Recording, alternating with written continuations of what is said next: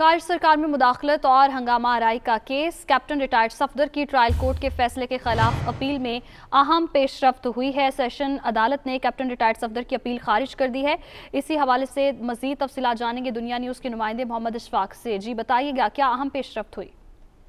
जी बिल्कुल, लाहौर की सेशन अदालत में कैप्टन सफदर की जानिब से ट्रायल कोर्ट के फैसले के खिलाफ अपील दायर की गई थी और ये नुक्ता उठाया गया था कि ट्रायल कोर्ट कैप्टन सफदर के खिलाफ फर्द जुर्म आयद करने जा रही है। हालांकि मामला अपीलेट कोर्ट में जेर समाअत है और जब तक अपीलेट कोर्ट फैसला नहीं करती तो इस हवाले से फर्द जुर्म आयद नहीं की जा सकती।